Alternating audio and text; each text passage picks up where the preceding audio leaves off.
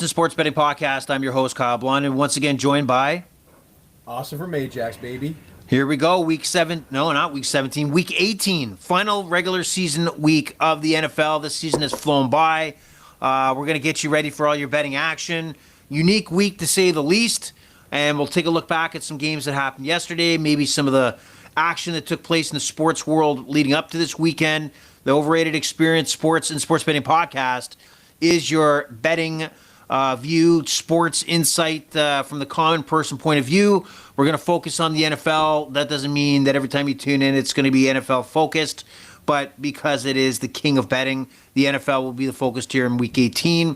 A lot of things to go through. Some teams that are already eliminated from the playoff contention, sitting players in Week 18, and then also player incentives, where a certain amount of catches, receptions, touchdowns, definitely will play a factor leading into some of these games. We'll try to break those down.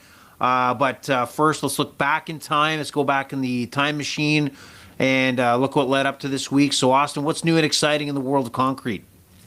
Not much. Work's slowing down, so I got more of a chance, I think, to, spend more time focusing on football, spend more time focusing on sports for the podcast, so that's a positive.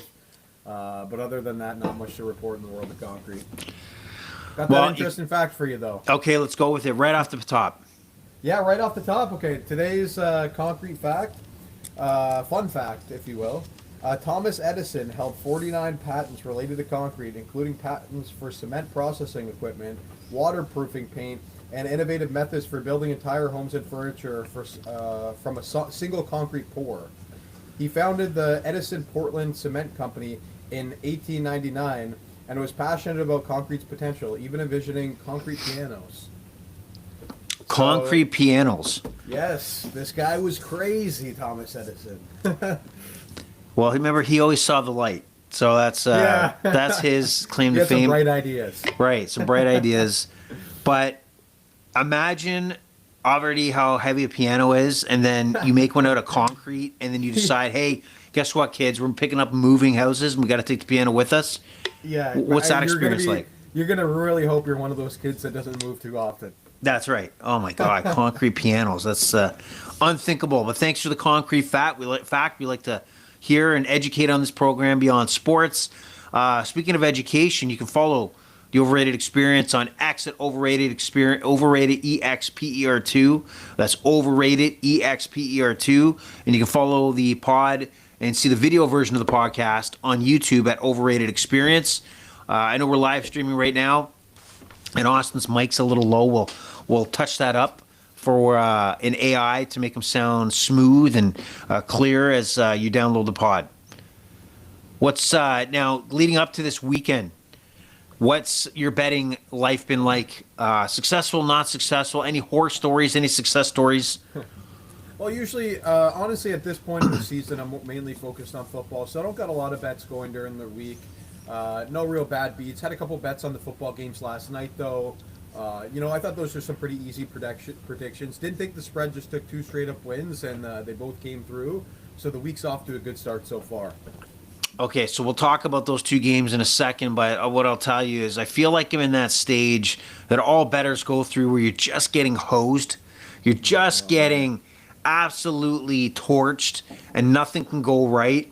So I had a few experiences. Italian soccer has been just... so I'm going to do the Italian thing in my hands. What the hell is going on? When I needed an Italian soccer game to have six shots on target and 2 goals, doesn't happen. They're like 1 goal, 5 shots on target, 7 shots on target to get to 6. It's just screwing with me. And then you get to college football, so on New Year's Day, we had 3 college football games, big in the college football championship. And the big one that stood out was I had a parlay going, and I looked at Georgia as kind of being, all right, they're a lock. It's not about the spread. They're going to win. So I put them on the tail end of the money line. I had the Leafs Winnipeg Jets over 5.5. I had, what else I had? I had the game to go over Alabama and Indiana. And all I needed was the Georgia Bulldogs to beat Ole Miss. And, I'm watching this game, and I'm watching a young quarterback for Ole Miss who is going to have the game of his life. Game of his life. That I'm watching this, and he is absolutely dealing. He's outstanding. He had kind of those Patrick Mahomes, Lamar Jackson moments where, they got him. They got him in the backfield, and then he just finds his way out and burns the Bulldogs down the field. And at the end of the day, the Bulldogs come back, tie the game up with under a minute to go, leaving way too much time for Ole Miss.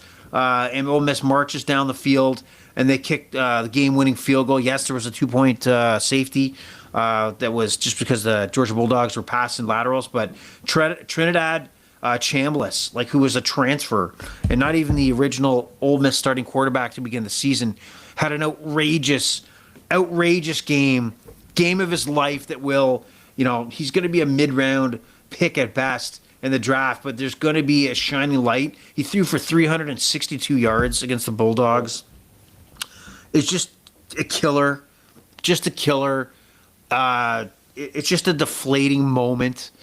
And then we go into this week, a lot of similar things happening, just exactly like that, where I'm expected to get the big payoff. So the Bulldogs screwed me there. And then I get into yesterday's ball games, and if big games at that. The Tampa Bay Buccaneers hosting the Carolina Panthers, and they needed to win. But also today, we'll talk about it, need the Saints to win to get into the playoffs. But got the win. I had the money line on the Buccaneers. And what did I need? I needed the over in the Seattle-San Francisco game. Not the 48.5 where it closed at, but I knocked it down to 39.5. Oh. I put it down to 39.5. And right after when the Seahawks couldn't punch it in on the 1 yard line on their opening drive, that was a signal. That was a sign that the betting gods have looked down on me and said, "Son, you have sinned.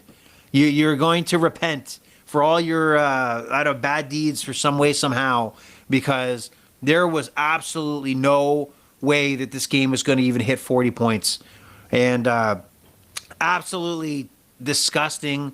The Seattle Seahawks defense, wow, they got my respect. They were lights out. They were pounding Purdy. They could not get any flow. The run game, and then here's another, situation. We talked about how I got hosed in fantasy football in our semifinal matchup. Christian McCaffrey has an outstanding game to push you ahead, to put you in the final. And last night he couldn't get nothing going. He could not get nothing going. But that's kind of where that performance didn't happen 2 weeks ago. It happened last night. And I'm getting hosed left and right here. But let's talk about last night. Let's talk about the Seattle team.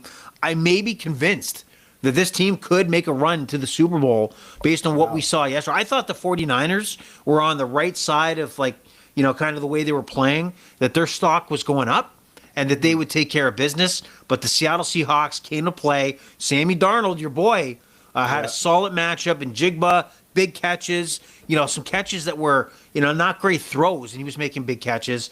Outstanding. That D is just disgusting, and I say that in a good way.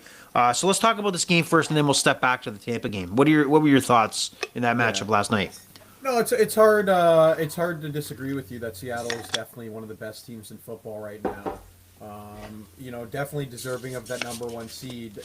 Sam Darnold, my boy, always just seems, for me, he seems to have enough to get the job done. I don't think he's the best quarterback in the league, but I think this guy's a winner. If you look at his win percentage in the NFL, this guy has balled out. So, I really do think, even though I'm still convinced it'll be Bills-Eagles as my pick, I would understand why line makers put Seattle even at number one. Well, they have knocked on the door and knocked it down, and their run game with Charbonnet and Kenneth Walker has been outstanding. So they're just lights out, 1-2 punch there. We got a lot of weapons on that team. And then you look at the afternoon ball game, and the Tampa Bay Buccaneers and the Carolina Panthers, bad conditions, a lot of rain in Tampa yesterday. The Buccaneers come out fast. They march down the field, put up 7, and then probably missed an opportunity to go up 2 touchdowns. I don't know if he's seen where Baker missed his tight end in the end zone.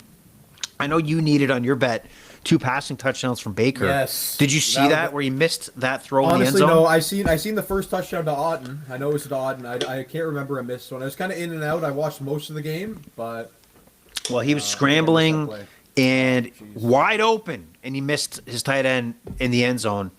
And, they go up by 10, and then in Baker Mayfield fashion, in Tampa Bay Buccaneer fashion, he throws a pick on a 3rd down and basically puts the Carolina Panthers back in the ball game. And I got to take a sip of coffee to get going here to discuss more because I was red hot. yeah. So he throws the pick, and then Carolina basically has great field position. They score a touchdown, and I'm thinking to myself, we have a 16 game sample of this Carolina team. 2 weeks ago, you were in Carolina, and all you should take out of the film study of the Carolina Panthers is that don't lose the ball game by forcing passes on 3rd and 7s. Take the field position, punt, make this Bryce Young offense march down the field. Instead, every team that the Carolina Panthers beat, there's always 1, 2, or 3 significant defensive plays by the Panthers D that turns into a Panthers win. And like that, it just didn't make sense that why Baker made that throw. And I was disgusted with him to actually not know the team he's playing. Do not force anything. And then it seemed after that they were only up 10-7 that the switch flipped, whether it be with Todd Bowles, head coach of the Tampa Bay Buccaneers, or Baker Mayfield. And that was, all right, guys, let's remember we're playing the Carolina Panthers and who their quarterback is. And their D is going to be the factor if they're going to beat us here today. And they started to tone it down significantly, run the ball, settle for field goals, run the clock down, punt if you needed to. Absolutely the formula for success. And I didn't think they were going to go down that pathway, but the light went on. Back to Edison there. The light went on, and it seemed that the game plan was executed fantastic. And then by the end, I don't know what their secondary was doing, because the way that Carolina was able to, get down the field, 3rd and long, 2 big passes, and then score to bring the game within 2 points was absolutely, unacceptable, especially for a Todd Bowles defensive team. He's a defensive guy. So my question marks are, if they don't get the pathway to the playoffs, this Tampa Bay team really needs to look at, is Todd Bowles my head coach heading into next season? So that's a lot of questions there, because this team has regressed. And they're in the worst division of football. They should have had this division wrapped up 3 weeks ago. So that's my rant.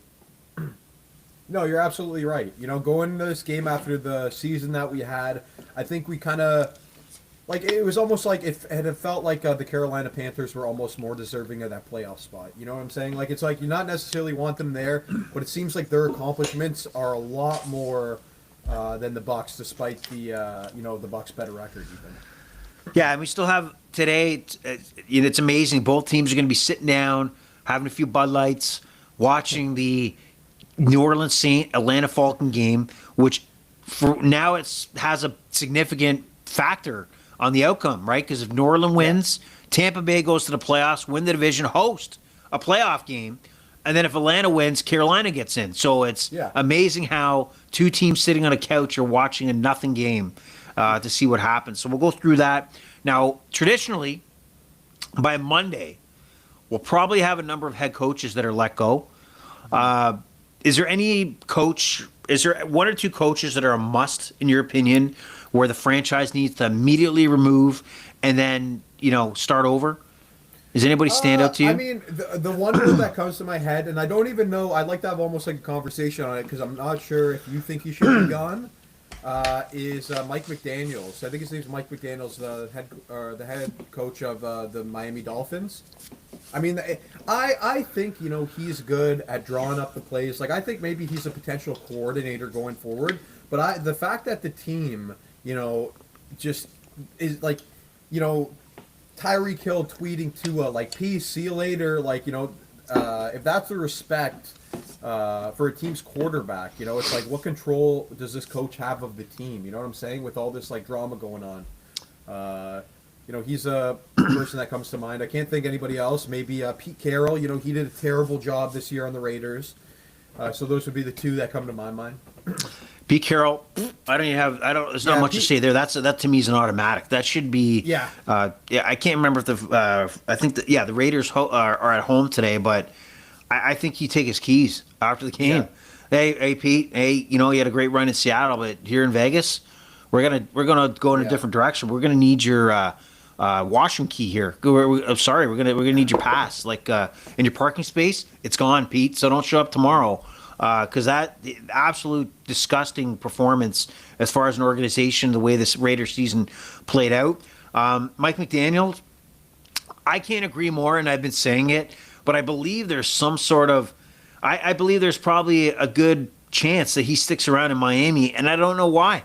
I don't know why. I think they're in a scenario where if I'm the Miami Dolphins, I have to play it out kind of like the Denver Broncos did, where Sean Payton was brought in, knowing he had Russell Wilson that he did not want. And I look at the Tua situation exactly the same thing. If you moved in a different direction, you're going to bring in a head coach that's going to be stuck maybe for a year with a quarterback like Tua because of that massive contract and the dead money. But you're going to have to eat it and or put yourself in a position where if you have the opportunity to draft a quarterback in the first round, and it may not be this draft, and it may be next year, that you got to bring in that coach, because Mike McDaniels is not going to bring you any closer than he has already. They've regressed, right? They're not even in the playoffs. We talked about Miami being a bad cold weather team in the playoffs. They didn't even sniff the playoffs this year. It was poor. Tyreek Hill, I can't see coming back. I don't think that's right for Miami. But whatever they do is they should not bring Mike McDaniels. And for other head coaches, I mean, there's talk that Mike Tomlin, if the Ravens knock off the Steelers this Sunday, and probably the biggest matchup remaining on the card, is that he might be let go by the Steelers, who are thinking, all right, enough of this playoff, just getting to the playoffs. We're a Super Bowl franchise. But I'm not going to lose sleep for him, because as soon as Mike Tomlin, if he becomes available, he will be the biggest free agent that a lot of teams will look at rebuilding their program with.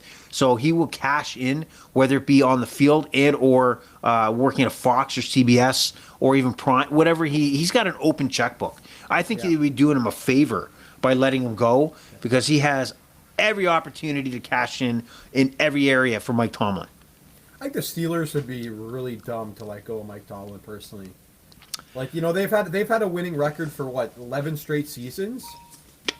I don't know. It doesn't seem like, if you're getting to the playoffs, I feel like he's always overachieving opposed to underachieving. So I can't agree with it. I see it from a perspective of the Steelers, because the Steelers, there's certain franchises in the NFL, like the Steelers, the Ravens, the 49ers, the Chiefs, if they can remain with Patty Mahomes.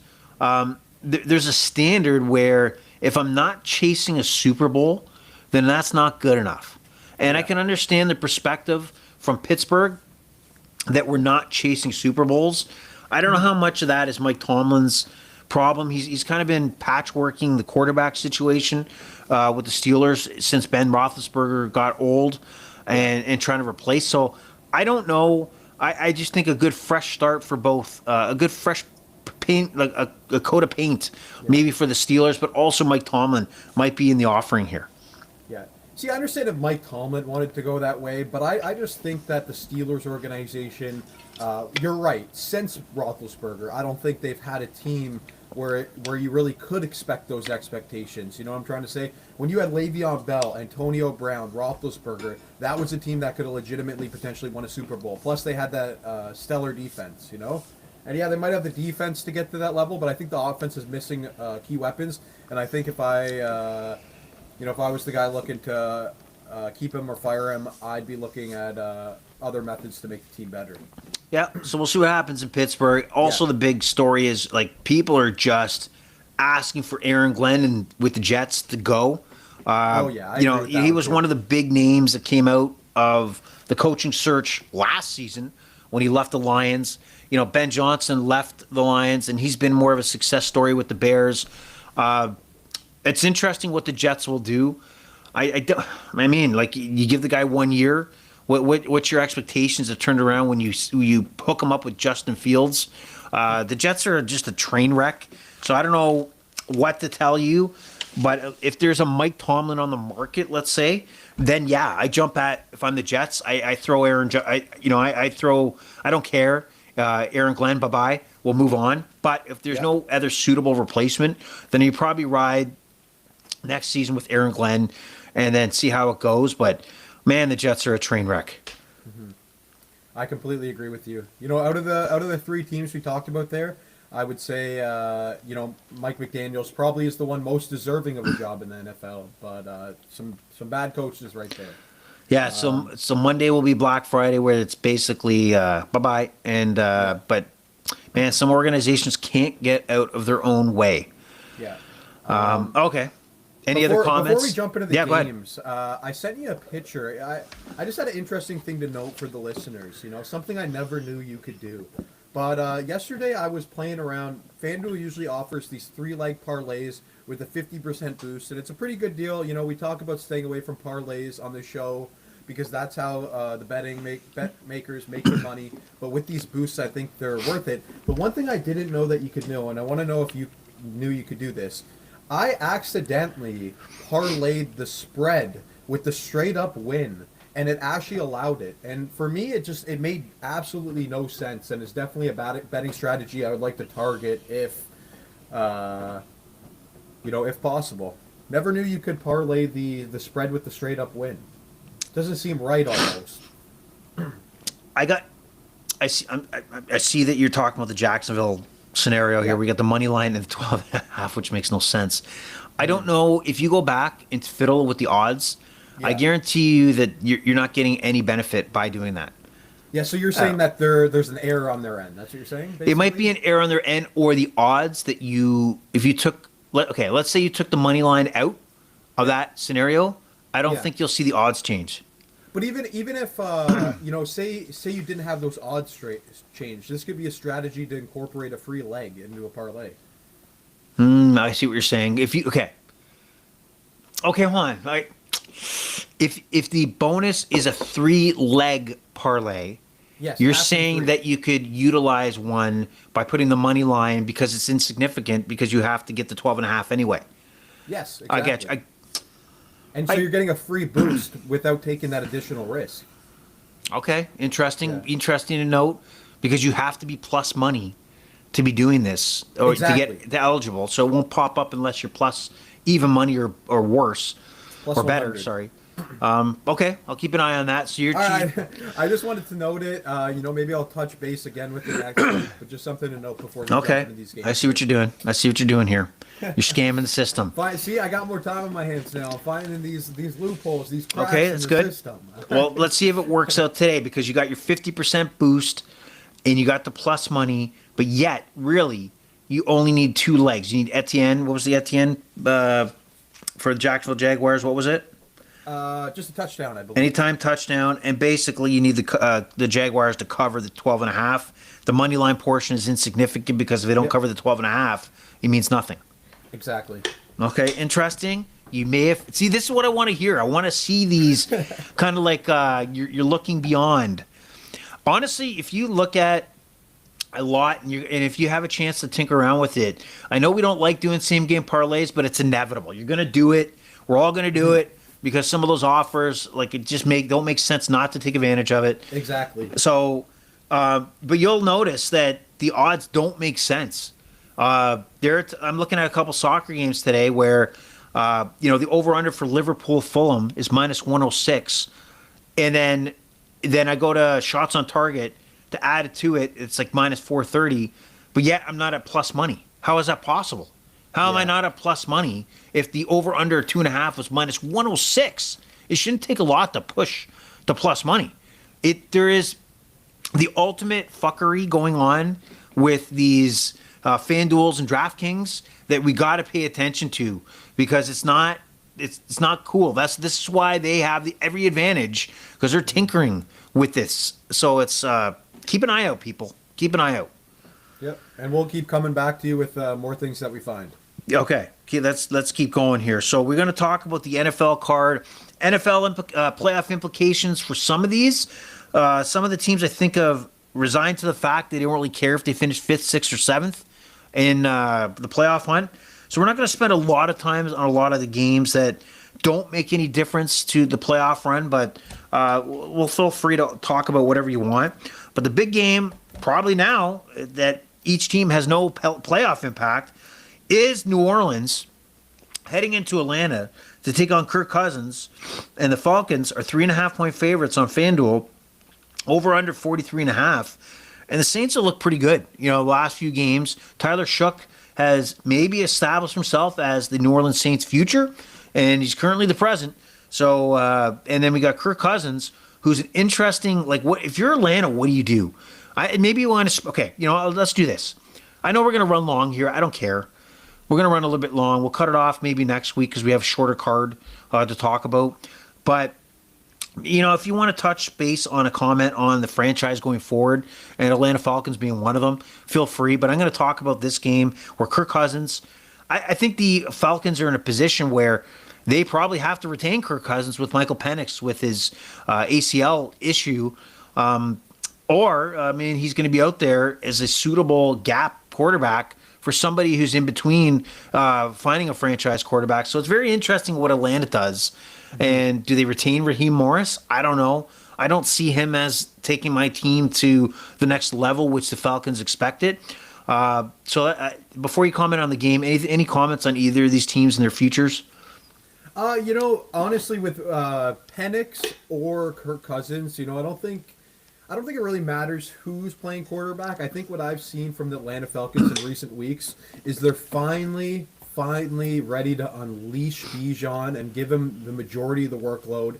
And, you know, if you're going to make the focal point of your offense one of the best running backs in football, you know, you're going to have success. So I don't really think it matters. Kirk Cousins looks like, you know, he could be a top backup quarterback, you know, or maybe just usable. I'd probably want Penix over him, but, you know, I don't think quarterback is the main priority of this team. I think it's about unleashing this ultimate talent onto the league, and it finally seems like Atlanta is here to play with that strategy. Yeah, I don't think what I seen from Michael Penix Jr. this year was very positive. I mean, last year he came in and he brought the Falcons some success, but he took a step back, man. He's hesitant in the pocket. The easy throws I didn't find he made. And what you get with Kirk Cousins is, yeah, an aging quarterback, but you need to get the ball in Kyle Pitts Jr.'s hands. You need to get the ball into Bijan's hands, whether it be handoff or out of the backfield. And, it's really an impactful situation when Drake London was injured multiple games there. He's a big-time receiver. He's a big-time target.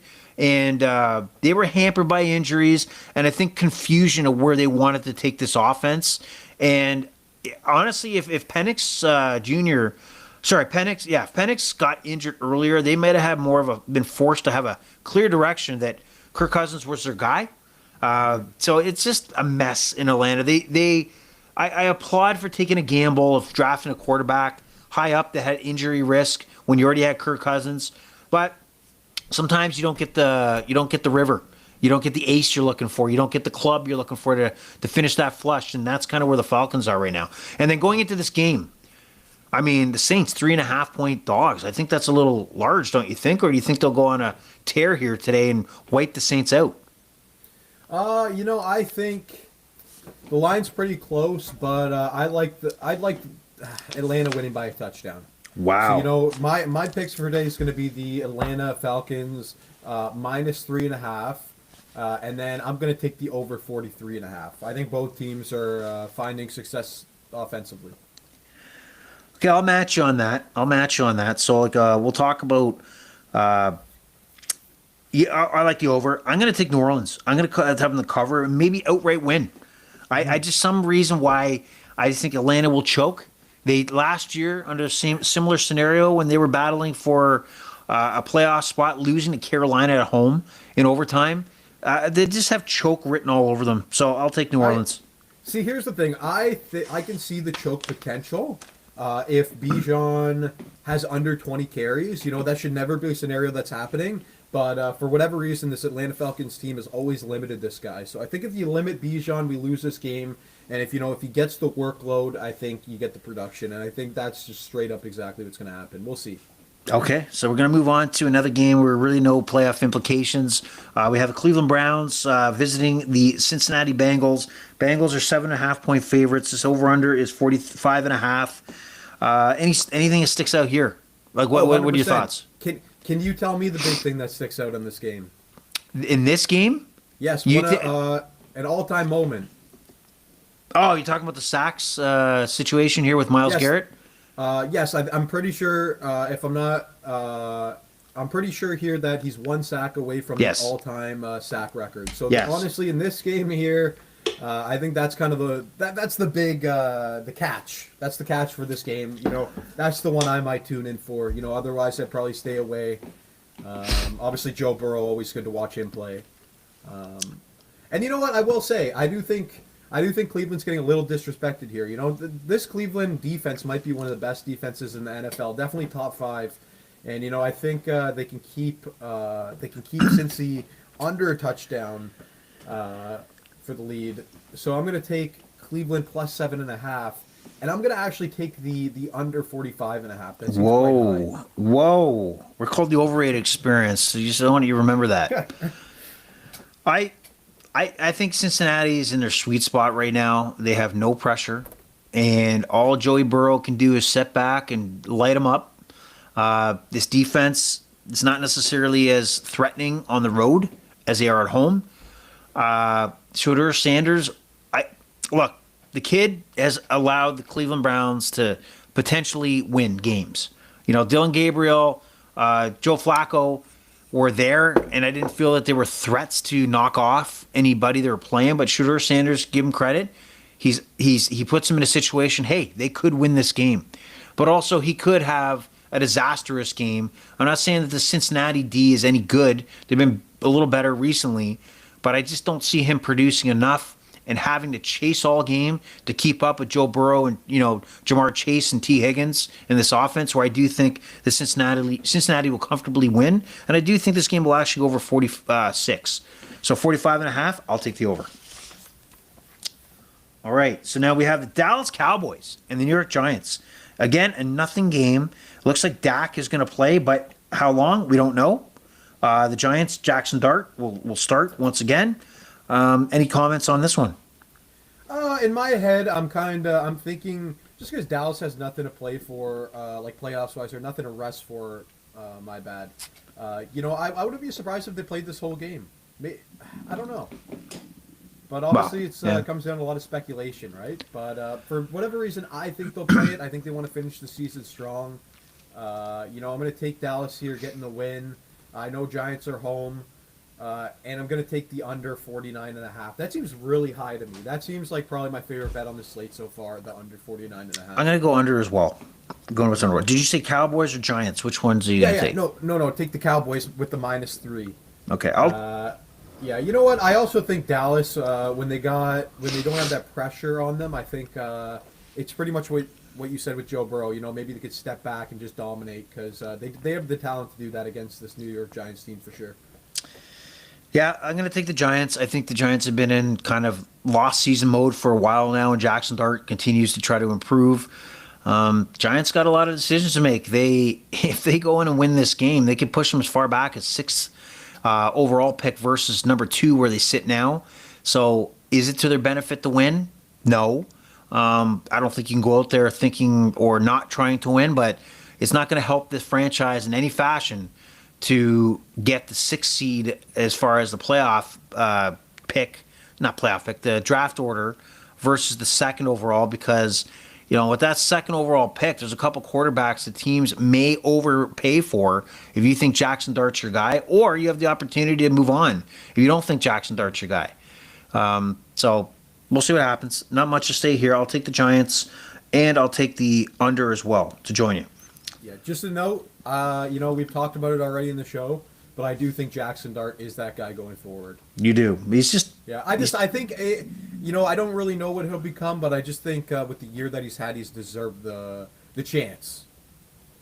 screw the chance, man. It's either you got it. You have to.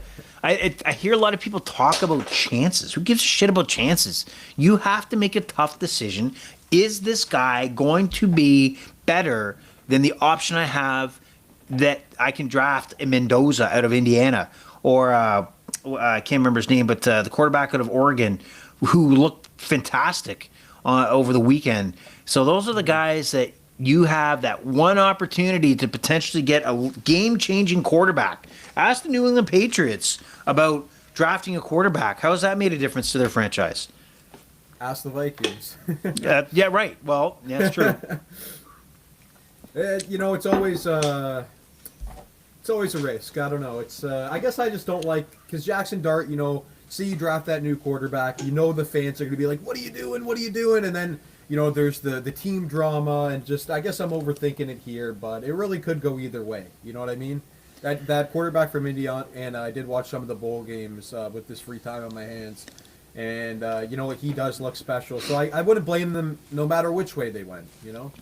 Well, no one has a crystal ball to see into the future, but yeah, it could go either way. Either one could be the right decision in my eyes. So speaking of that quarterback you just threw under the bus, the Green Bay Packers head into Minnesota. Green Bay is a lock for the playoffs, but Jordan Love will not play here. Malik Willis won't even play. It's Clayton Tune who will be quarterbacking for the Green Bay Packers. However, the Minnesota Vikings, J.J. McCarthy, will play. So the spread here right now is minus 10.5 in favor of the Minnesota Vikings. Actually moved up to 11.5 in 2 seconds. So it's 11.5 now. Okay. And the over-under is 36.5. Very low. Josh Jacobs for the Packers will not play. Aaron Jones will not play for the Vikings. I don't know what to tell you. This hard to really size this matchup up. But any thoughts here? My thoughts are, I think it's pretty cool that it's week 18, and it took this is our fourth game in to say, okay, here's a game that has absolutely it's just everyone's benching their guys, or at least the one side with the Green Bay Packers, But 11.5 is really high. The Vikings have really struggled offensively this year. I think both teams are really going to struggle. The over-under at 36.5 kind of reflects that way of thinking as well. So I'll take the Packers 11.5. I don't feel great about it. I just think it's hard to predict. Yeah. And obviously I'll take the over being that low. One thing to mention, you did send me a list yesterday of incentives for players, and I know that. Justin Jefferson to get 1,000 receiving yards needs about roughly 46, 50 yards, something like that. I think you sent me. So definitely keep an eye out for that. If you're making any teaser parlays, I definitely look at the over under for Justin Jefferson's over receiving yards. He's just that guy that's going to get over 1,000. Just wanted to note that there. So yeah, I'll take Green Bay plus 11.5 and the over. That's my official picks. Okay. Do you have that in front of you? What his incentive is? No, but if you go give me your picks, I can search for that. No, but do you have the article I sent you where it shows his incentive? Yes, what he has to hit. I don't know if it's an incentive. I just know every receiver's obviously going to want to hit that 1,000 yards, right? Well, let's look at it because right now he's over under for 65.5 yards. Yeah, so that's low. That's why I was kind of talking about the keys. Like with JJ McCarthy, I've come to this podcast with, we've looked at the Justin Jefferson over and unders on this podcast, and we thought, wow, what a deal, this is wrong, this line is wrong. But JJ McCarthy has showed us that we can't look at these lines now, or at least that's how I look at it. I've given the viewers a couple picks with the over-unders for Justin Jefferson. It hasn't paid out this season, so I'm taking a step back for the rest of the season. Did you find it? I seen you looking at it there. I can find his over-under. I just can't find his incentive. I never seen the incentive. I just seen 1,000 yards, which you think he'll get. I think he needs roughly 50 here. So Okay, so I gotta believe because for you bettors out there, you have to believe, especially if a team is not in the playoffs, there is going to be a push to try to push these guys over the line to get whatever incentive that they require. So if we're thinking on the right page here that Justin Jefferson needs under 100 yards, they're going to feed him the ball. They want to make him happy. The wide receiver sometimes, like he's got to be thinking like, I'm a Hall of Fame receiver. I'm one of the best that's ever done this. I'm up there with Randy Moss here in Minnesota. But now I've like in the graveyard of quarterbacks, my career is going to be dead if I have the production that we had this year. So JJ McCarthy needs to find a connection with Justin Jefferson, and it should start today. So that should be a golden pick that he's over 65 and a half yards receiving. That's my thought. I think if they lose this game today, which obviously like I really don't think they will, but this I feel like his career could be done. JJ McCarthy? Yeah, like if after the season that he's had, if he goes and loses a game where they're 11.5-point favorites against the Green Bay Packers that have benched half their team, division rivals, I feel like you take this guy down from quarterback. Interesting. So you think that they basically hit the eject button on the JJ McCarthy experiment? Last game of the season, alley-up win. He's got to get it done. Okay. I feel like this is this is one good thing about this game. I think it's an absolute win or you're not our quarterback anymore. Obviously, I don't know what the team's thinking, but I think after the season that he's had, it's like this. You got to win this one for the fans at home. You have to. You have to get Justin Jefferson at 1,000-yard season. I'm sorry, but if Justin Jefferson falls short of 1,000 yards, it is on JJ McCarthy, I think. Wow, you're really throwing him under the bus, man. You really hate him. What do you hate him? If Sam Darnold's a Filet-O-Fish, I don't even know what this guy is. Wow, he might be like day-old chicken nuggets. I think that's what. Junior chicken. Oh my God. Okay, so you're taking the Packers to cover. Yep. I'll take the Packers to cover. Did you say over or under the 36.5? It's just so low. I have to say the over. Yeah, me too. Okay, so Indianapolis into Houston. Houston still has the opportunity to potentially win the AFC South. If Jacksonville loses in Tennessee, we'll talk about that game in a bit. And it looks like they're going to play their starters. Phillip Rivers' experiment looks to be over. Riley Leonard is going to be quarterbacking for the Colts. So I think we have a few incentives here. I don't know if we do or not, but anyway, the Houston Texans are 10.5-point favorites. The over/under is 38.5. Any chance that the Colts can hang in this game? I don't think so. You've hyped up the Houston Texans defense on this podcast. They look elite. They could be the top defense in the NFL. Who knows? And the fact that they have incentive to play, I actually think that they can hit this minus 10.5 here. And I think they do that, and they score a bunch of points. So I'll also take the over 30.5 for the Houston Texans. So I'll match it, but okay. The Indianapolis Colts, they want the season to be done. Yeah, I think so. And they started out as the best team in the NFL. I know they started off. Man, it was a sad season for the Indianapolis Colts. Probably the saddest out of any team. Just the fall of grace. You're going to consider it sad. Rivers, there was some life, there was some hope, but it just didn't happen. That when you look back on it, that wasn't the worst idea. Like they're like, you know what, we're going to do everything we can to win. Yeah. Let's give the fans everything we possibly can to make it happen. And you know what, it didn't turn out, but I think there was a little bit of bad luck, and I think if you're a Colts fan, you're happy with the organization's moves, as crazy as that sounds. And if their defense over the last 4 weeks played at least decent football, they'd be playing for something today. I really felt that the offense was putting numbers up, but they cannot keep up with the way the defense was leaking points against their opposition. Yeah, and this team knew that they needed defensive help, and they went out and traded their first-round pick for defensive help this year in that Sauce is Gardner. A kicker, man. Yeah. Think about they went chips all in the middle. Remember when we got Sauce Gardner? Yeah. At that point, they were flying high, leading this division, and everything was going their way. Yeah, I remember a conversation where they just got potentially. I don't think we were set on it, but we were like the second or third best cornerback in football, upgraded to this team that was kind of dominating early on in the season. And from there, I don't know how, but everything just fizzled out.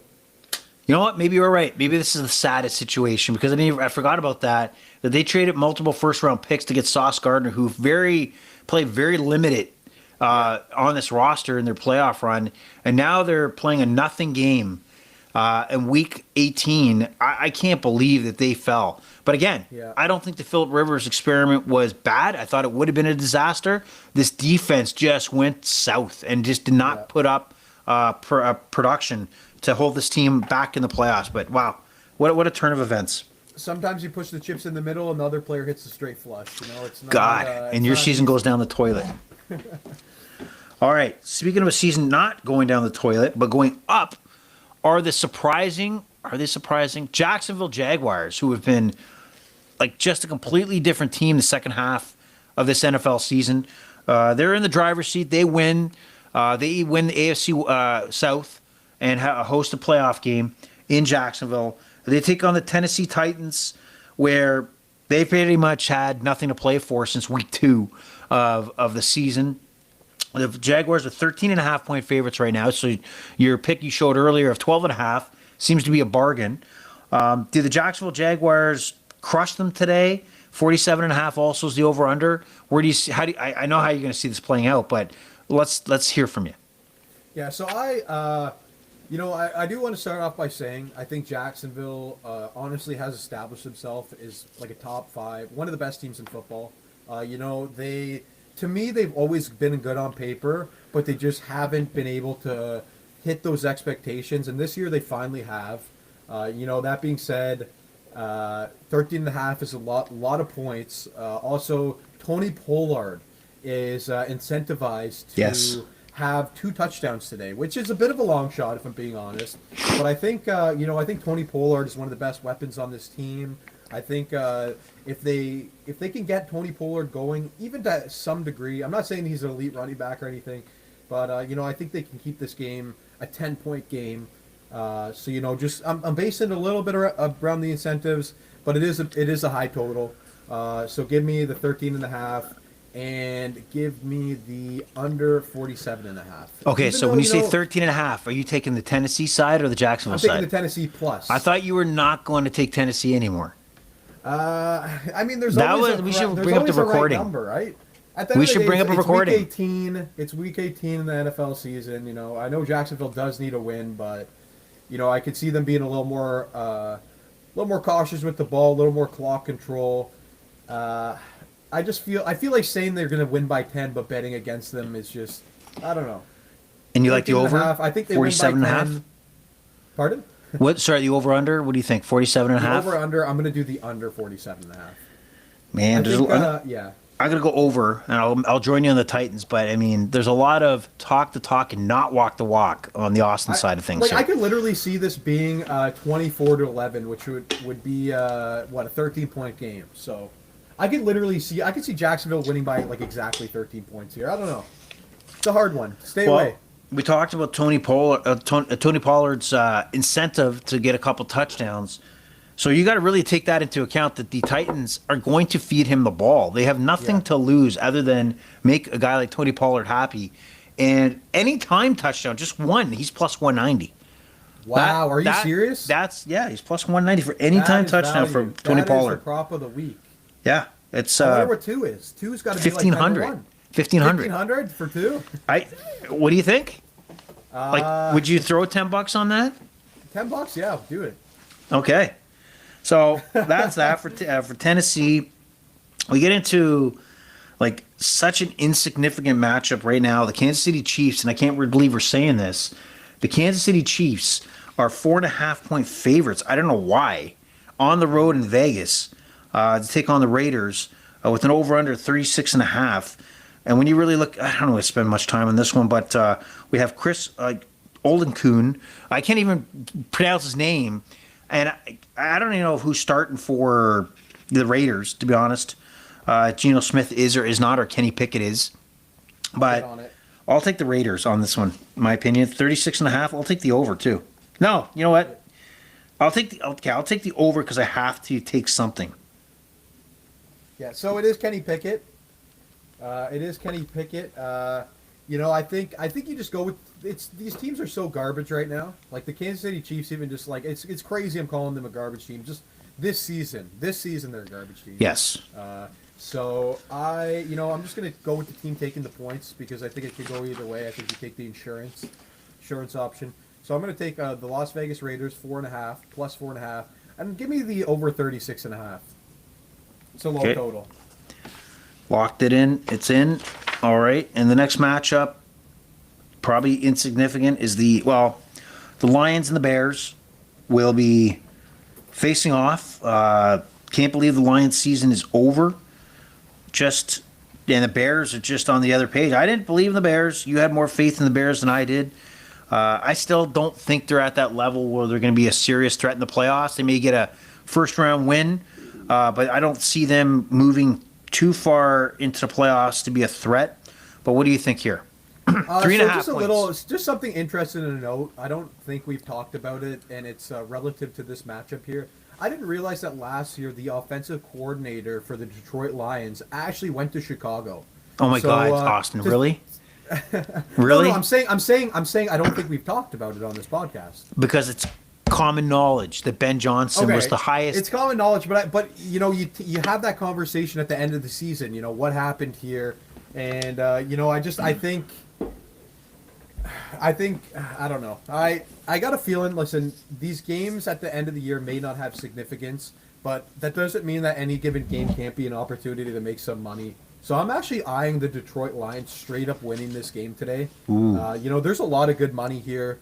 I think they still have all their players healthy. Last week I went on a tangent about how there's no real reason why Detroit should be bad. Obviously, other than that offensive coordinator and Dan Campbell kind of making the own calls. It seems like it hasn't been working. But I think this is a great opportunity for an upset this week. Straight up, but obviously we take the spreads on the overrated experience. So give me the plus 3.5. Okay. And give me the over 50.5. I think this is actually just an absolute fireworks going off in this game. Even though it might not have significance, I think it's an entertaining one to end the year. Fair enough. I think Detroit wants to show. This. I'm pretty sure this is a winning record or a losing record for the Lions, and I think Dan Campbell, he cares about those wins. So I really think this might be the greatest value on the week. Okay. Yeah, I don't know. Do you agree with me here? Let's hear what you have. Yeah, I think you got a good insight here. I think the Lions don't look at the world the same as everybody else, and I think they look at making sure that they are putting their best foot forward every time they're on the field, whether it be preseason, whether it be regular season or playoffs, despite the disappointment that's come along with the season, that how it's unfolded.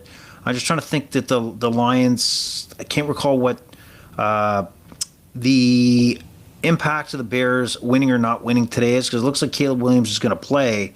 The Bears obviously have locked up the division, but they run the risk of the Eagles winning and moving ahead into because they currently hold down the second slot, and the Eagles could push past them if they lose today and the Eagles win. So they do have something to play for a bit. So I guess, yeah, maybe it will be. I'm going to follow you on the over/under, and the Lions potentially just going all out and utilizing all their weapons, as we normally would see the Lions, but they have struggled. And you're right, the Dan Campbell calling plays experiment has not worked out. They'll need to find an offensive coordinator that maximizes the weapons going into next year for sure. So let's match the Lions to cover and the game to go over 50.5. Just a fun question because everybody loves the Lions. After this season, do you still consider Dan Campbell a top 5 coach in the NFL? Yeah, I you know what? I do. I mean, that could change. Depends how they start out next year, but I'm gonna chalk it up that he's still the guy. He's still the guy. He's the top coach. But he needs to get the results. It's simply the way they've assembled this roster. They need to produce. They need to be a consistent playoff team, and we're going deep in the playoffs. And if they're not next year, then that opinion is going to change, and I think the Lions really need to take that into account. But You got to remember this franchise is not too far gone from being 0-16 winless and can't make the playoffs. So they got to really seriously think before they make such a move down the road if Dan Campbell is not the guy. Yeah, I think I'm very confident that they get the win today. I think this Lion, beginning of the year, if you said the Detroit Lions had a losing record, I would have been shocked. Like if my crystal ball showed me that, I would have been shocked. Right. So you know what? I don't think that's even one that comes true, and hopefully we see that today and we all make some money. There, fair enough. Okay, so we move on to a significant game in a way. Well, I don't know why they scheduled it this way, but the Denver Broncos host the Chargers today. Excuse me. And they are heavy favorites as Justin Herbert will not play. 13.5-point favorites are the Broncos. But, I mean, you really got to think that if the Jacksonville Jaguars lose this afternoon against the Titans, then the Broncos have nothing to play for, right? Mm-hmm. So that you really got to be careful and assume that the Jaguars are going to take care of business today for the Broncos to come into this game looking to put up points. So be careful out there, and you may be surprised what happens at 4 o'clock if the Denver Broncos have already wrapped up the first seed in the AFC playoffs. But I do think that the Broncos, out of the two, I think the Broncos need every advantage. They're a good team, but I don't think they're a great team. They have flaws, and I think they absolutely, if they want to be contenders, dude, sorry, my apologies. The Patriots could also pass the Broncos today, and they will be playing at 4. So that scrub what I just said. I just think that the Broncos need this number 1 playoff seed badly. Like if they're going to make a run to the Super Bowl, they need it more than any other team in the AFC, in my opinion. Yeah. The fact that they do have to keep all players on the field here, I actually will go with the -13.5 for the Denver Broncos. You're right, they do need this number 1 seed. That home field advantage is no joke in Mile High. And then give me I think the over for 37.5. That might be the best total on the week here. Wow. Okay. Yeah. So you like the over and you like the Broncos to cover. Yeah, I'll take the Broncos putting up 30 here. Okay. I'll follow along. Yep. So Trey Lance, you don't have any faith in Trey Lance? I mean, I have enough faith in Trey Lance to think he can get up 10 points against this Denver Broncos team. 30-10, you hit the over, and you get the -13.5.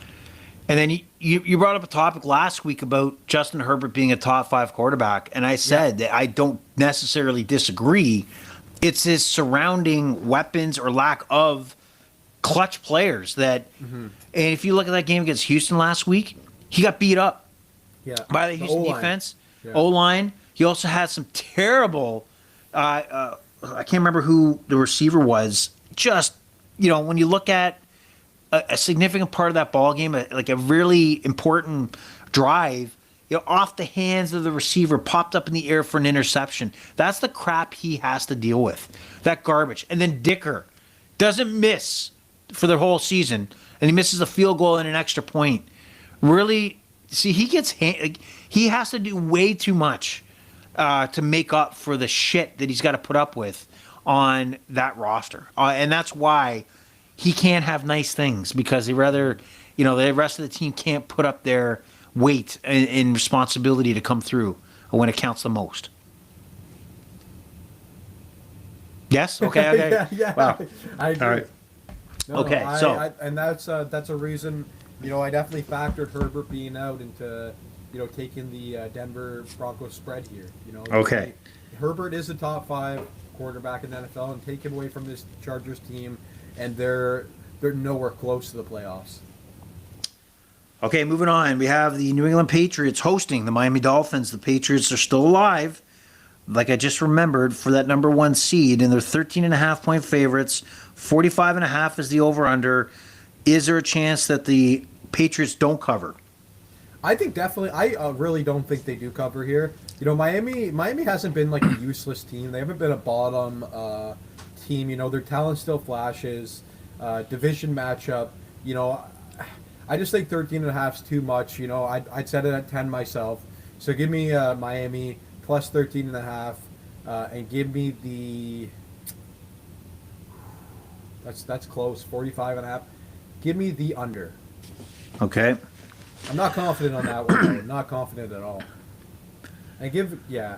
And you know what? I don't know if you want to save the. Did you want to save the MVP conversation to the end of the podcast, or because we're on the Patriots here, did you want to have that conversation now?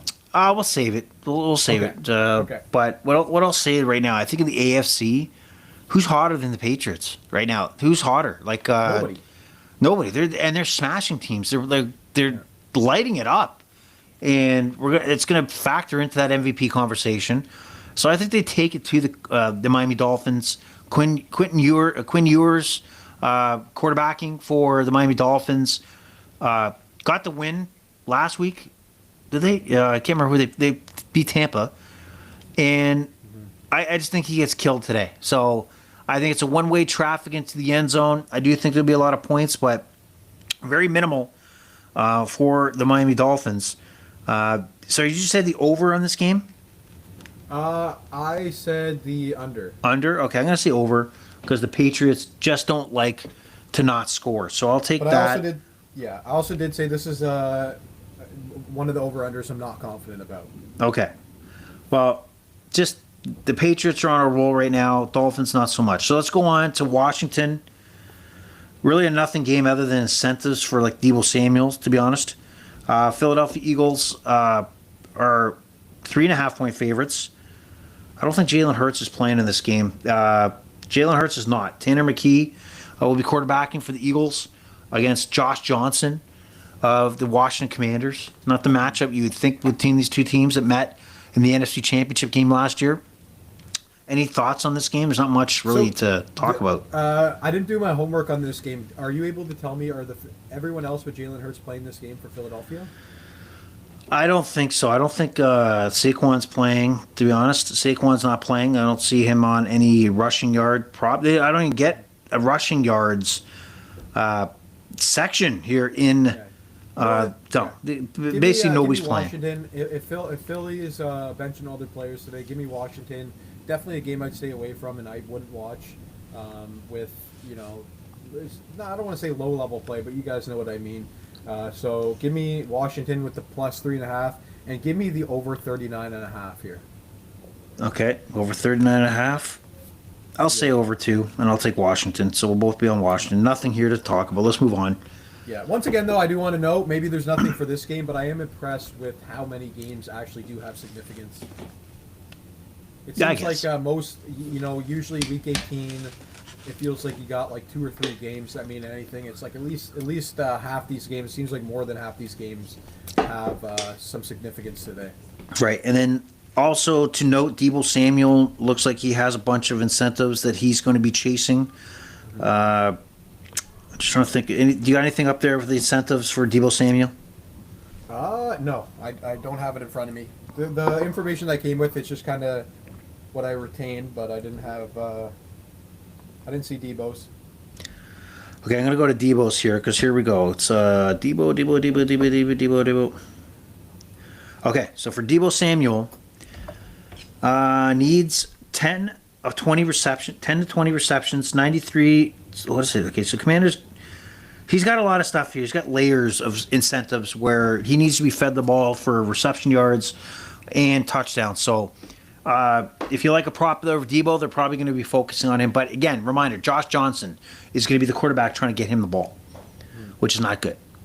No. Okay, let's move on. We're way over time here.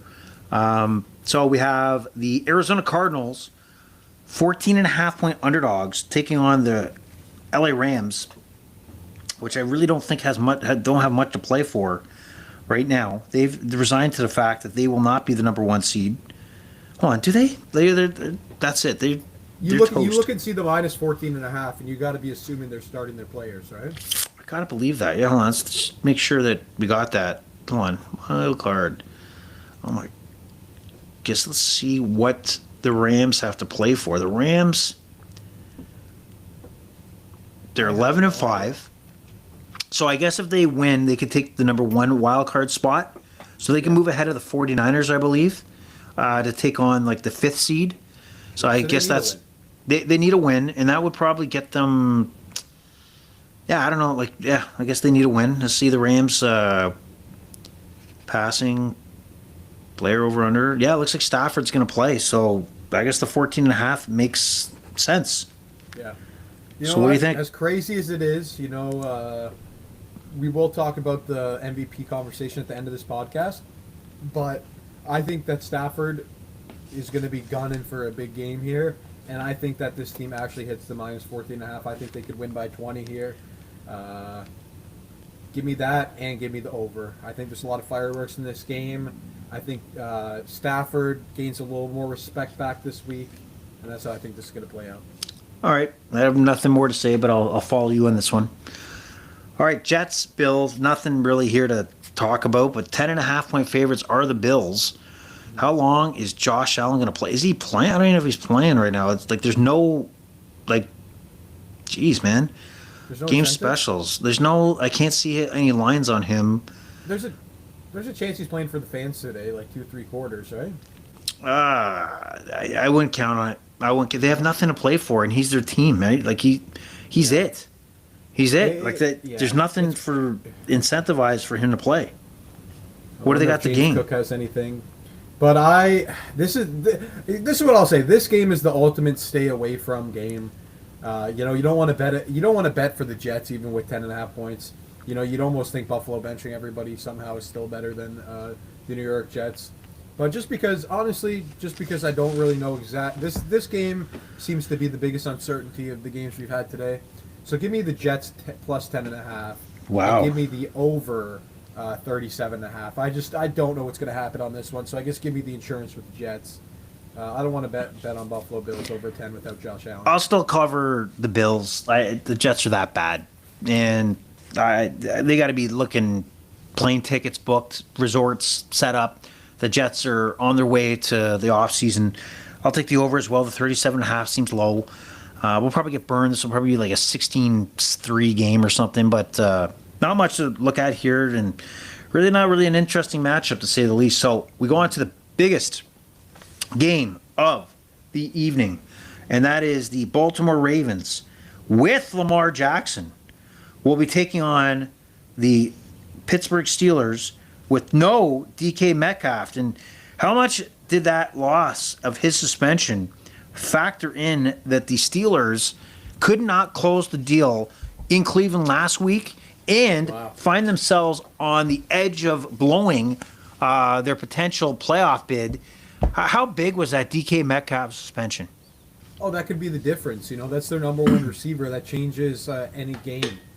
Definitely a stupid move by DK Metcalf and could cost them a postseason here. He's out this week as well, correct? Yeah, Yes, this is the week. second game of his suspension. Yeah. And can you think of a game more like last week and now this game where you would need him the most? Yeah. Oh, of course. And against all teams, you're going up against the Baltimore Ravens, who need the win. You can't do that without DK Metcalf. Yeah, man, what a bad time to get suspended. And then last week, Derrick Henry just went off. Like I thought that with Snoop Hundley as a quarterback heading into Green Bay, that they would have struggled to put up points. Not so. Derrick Henry ran all over the Packers. And is he going to be able to put those numbers up tonight? With T.J. Watt is going to be back for the Steelers. How healthy is he? I don't know. When you have a infected lung and surgery on your lung, and then you're coming back to play football, what's your percentage of health? Yeah. I don't know. This is a huge game. Win in, you're in, straight up. It's hard to imagine. Since the beginning of the year, me and you both had faith. We're like, yeah, Baltimore can find a way. Baltimore can find a way. Well, here's their chance. It all comes down to this. There's a lot on the line today. Not even just a playoff pitcher, but I'm pretty sure we talked about earlier in this podcast about how Mike Tomlin has like 11 straight winning seasons. It's going to come down to if that streak continues today. That's a huge factor of even if the team wants to move on from Tomlin. How can you do it how can you fire a coach that's had 12 straight winning seasons or whatever it is. But I think Baltimore ends that today. And I'll take the -3.5. I think they can win by a touchdown. I know that a lot of the Baltimore Ravens wins have been close, but I'm going to take that anyways. And give me the over 41.5. I'm very confident about that over under. And those are my picks today. I think Baltimore. I think it is crazy that Baltimore even has a chance to get in the playoffs here, and I think the rest of the league should be worried. Yeah, I was going to say that I'm going to go opposite just for the sake of being opposite on this one. I'll take the Steelers to cover, as I think this comes down to like just a Sunday night field goal. Even the Ravens winning or whatever, Loop gets in there and hits that field goal. They probably win. I'll take the under just to be different here because remember I said I get screwed, I get the hose, so I'm going to go the opposite. Like, did you ever watch Seinfeld where George goes the opposite? No. What? He goes the opposite. I didn't see that episode. So he goes opposite so that he works for the Yankees. Oh, yes, I seen that. Yeah. Because he does everything the opposite. Instead of having tuna on rye, he's like, I'll take turkey on white. Everything opposite. Yes is no, no is up is down is up. So that's man, how's that not the best show ever? Seinfeld, come on. No, I remember that episode. I just I forgot. So take the opposite. So Mr. it's the summer of George. Summer promotion, Right.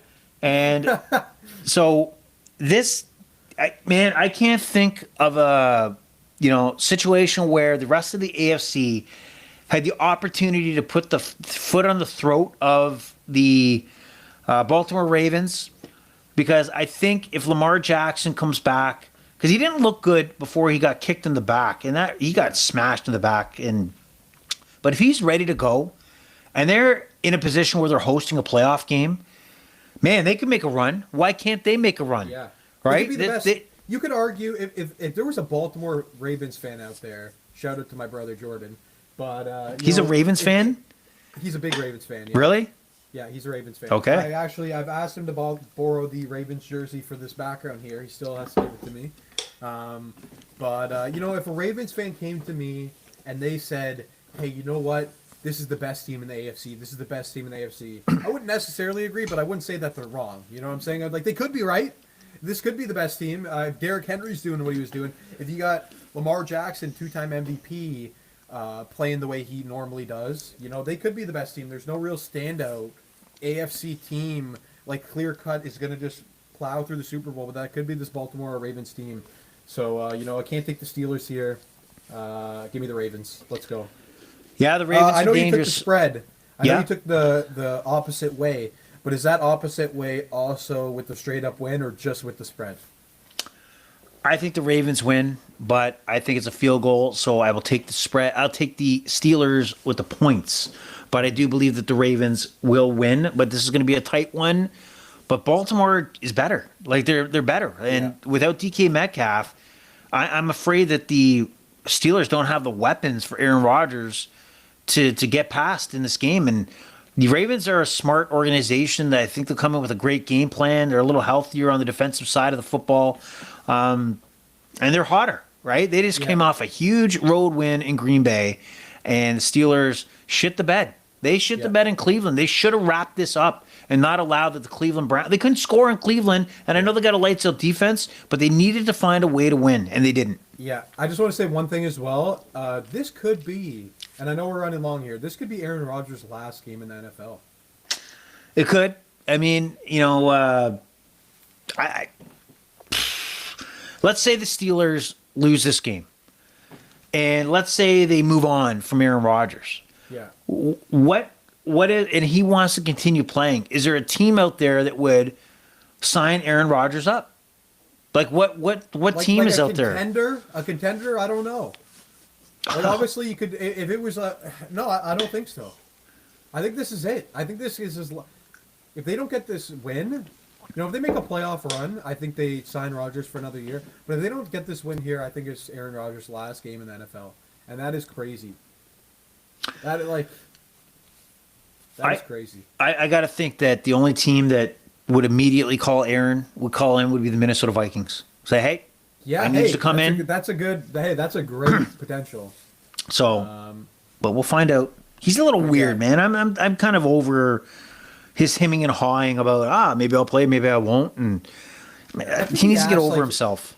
I think he walks around like he's a Hall of Fame quarterback, and I'm not saying that he doesn't, but the guy's got one Super Bowl and he's walking around here like he's Brady. I'm sorry to say it. I love Aaron Rodgers, but I feel like he thinks he's this like all-time great quarterback, and it's like, yeah, you had all-time great stats, but you got one Super Bowl, buddy. You can't be treating everybody like shit like this. Now, what I'll say to this as being the older person in this podcast, when Aaron Rodgers was in his prime, he was outstanding. Like nobody can throw a football like Aaron Rodgers, and he's a surefire Hall of Famer for sure, 100%. There's no debate. He's one of the best I've ever seen. He's just now that he's in his older years, I think I get a little more tired about these things he says and this coy act that am I going to play or not. Just either play or don't, man. Just don't. So we'll see how it plays out. Now, speaking of quarterbacks, we wanted to have the discussion about the MVP race in the NFL, which was Matthew Stafford's to lose, and it looks like based on the odds makers, he's lost it because Drake May is a minus 340 to win the MVP. Well, Matthew Stafford remains number 2 at plus 270, and as much as it was unthinkable, I can see it. I understand the justification. We're talking about Drake May playing for a number 1 seed where Stafford's just hanging on. So, well, do you think this is justified? Yeah, I think it's justified, but it breaks my heart. Week in and week out, I told you guys Stafford was a lock. I said keep rolling with him, keep rolling with him. Don't even look at anybody else. And then last week, it's crazy to think, because Stafford was minus 250 going to that game, minus 240. Looking at one game, what one game can do. Yeah. 5 touchdowns, 0 interceptions, 6 touchdowns, 0 interceptions, whatever Drake May did compared to one bad game from Stafford. It blows my mind that the line could move that much. I'll use that going forward as, if we choose MVP voting next year, use that information that it could flip on a dime. But I'm shocked. I don't even have any words. I'm done with this MVP stuff. Drake May or Stafford, I don't know anymore. Well, you also look at they lost against the Atlanta Falcons last week. They've lost 2 straight. They had the big game on Thursday against Seattle a couple weeks back, which he played outstanding. They lost. And I really do think, shout out to Devontae Adams. I don't think it's a coincidence that he's out a couple weeks and this team decides to struggle. Obviously Stafford's an amazing quarterback, but having Devontae Adams and Puka on the field is definitely the reason why he was MVP all along. So to see him lose that when Devontae Adams is out kind of speaks on his skill level there as a wide receiver and an impact player. Yeah, I think the performance where Drake May put up against the Baltimore Ravens on that Sunday nighter, I think solidified it. I think when you're late in the season and then you show America how impressive you are, because they basically ran all over they put the ball up in the air and he looked great against the Ravens, bringing this team back, and I think that solidified it right there. Right there, it solidified it. So we'll see how that plays out, but it looks like Drake May, second-year quarterback for the New England Patriots, will be your NFL MVP unless something absolutely unexpected happens in Week 18, which I can't see it happening. But that's the MVP race. That is the story for Week 18 in the NFL, betting action on the Overrated Experience. Any other final comments about any other sporting item, Austin? No, we've covered a lot on this podcast. I had what I had to say with the extra or the free leg trick. We came at you with the concrete fact today, so I think I've said everything I want to say, and I wish you guys luck. Bet responsibly, and make some money this week. Congratulations to you being the 416 champion. Pretty much a walkthrough. Like it really wasn't much of a fight in the final. Your fight was in the semifinal, where you took me out and then wiped out your opponent in the final. So congratulations. Yep. 3-time 416 champion. 3-time champ. I dominate this league. Well, you got 3 Lombardis. Next year, I want some more money, baby. Let's go. Whoa! And then just for a shout out for our hockey fans out there, Olympic rosters were announced, and the big story was who was left off of some of these rosters. So for Team Canada, leaving off Sam Bennett does not make any sense to me. He was a significant member of the Four Nations team that knocked off the U.S. He has been a two-time Stanley Cup champion the last 2 years and a significant part of that, and has had a great year this year. There is no rhyme or reason why he's left off this roster, and it will all be forgot if the Canada team wins gold medal. But if they don't, it will haunt John Cooper and this Canada executive committee or team, like Doug Armstrong, who put this roster together. If they lose and don't win gold, and this will be the talking point 100%. But no reason to leave him off. The United States left off Jason Robertson off the Dallas Stars, which is also head scratching because he's had a fantastic season, one of the up-and-coming U.S. players. So a lot of things to talk about. We'll see how it plays out in February in the Olympics. But the overrated experience is, we've talked enough. This podcast has run long. The pleasure's all been yours. The overrated experience is over out. Oh, Sorry, one more thing to note. Hopefully we can get a playoff picture going before the games start next week and make some predictions for you guys there. yeah. Remember Sorry to those games start Saturday. Let's try to get on the podcast Friday night or before that even, and get some playoff predictions done. I'll be free a lot this week. I don't know about you.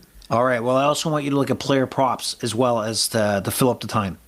Sounds good. That's your marching orders. All right. The overrated experience is over and out. Awesome for me, Jax. Out. All right. Bye-bye.